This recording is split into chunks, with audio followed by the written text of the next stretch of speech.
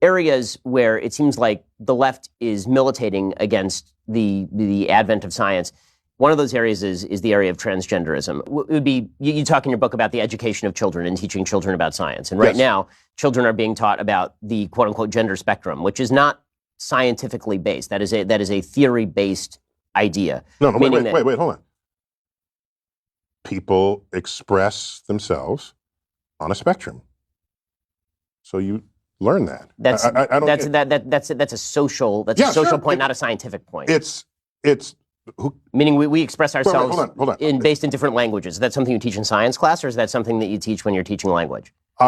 So whether the fact that people want to express themselves on a spectrum, on a gender spectrum, whether that fact is something you want to put in a sociology class or in a science class, maybe that remains to be determined. But it is a real fact about real society. Well, of course, nobody's denying that people identify how they want to identify. So the question is, what is the relationship of that to biology? Meaning that the argument is made that trans women are women, for example. And what that seems to mean is that trans women are identical to women. Now, if people want to say trans women are not biological women, obviously that is the case. But people don't seem to want to say that, although that is obviously scientifically true. Trans women are not biological women. Biological women are biological women. But where are you going with this? What are you trying to accomplish by asking yourself, is it science or is it not science? It's people in society. But this is a perfect example of an area where suddenly it doesn't matter to say things that are just true.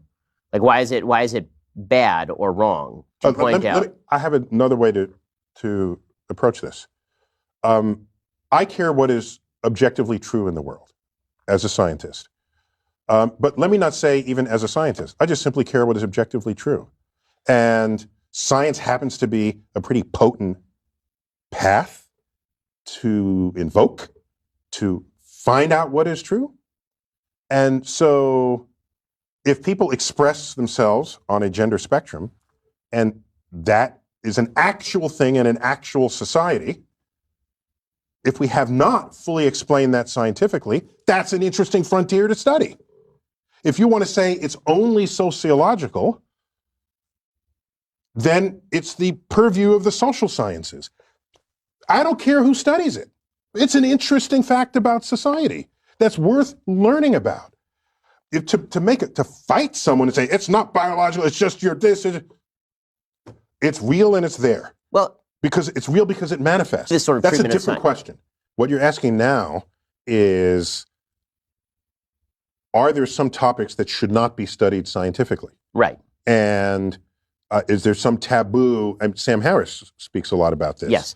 And I think the concern is, if you study some topic that's a hot button topic and you bring scientific methods and tools to it, we don't trust, I'm interpreting here, I think we as a society don't trust that people in charge in a free country won't try to legislate something that will constrict people's freedoms in the face of that information.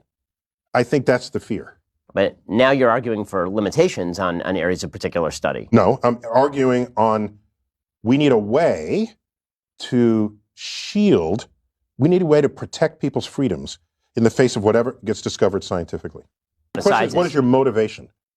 Why? Why does that matter? It matters because if you have political power, you could end up creating legislation that subtracts freedoms from people who previously were enjoying the same freedoms as you.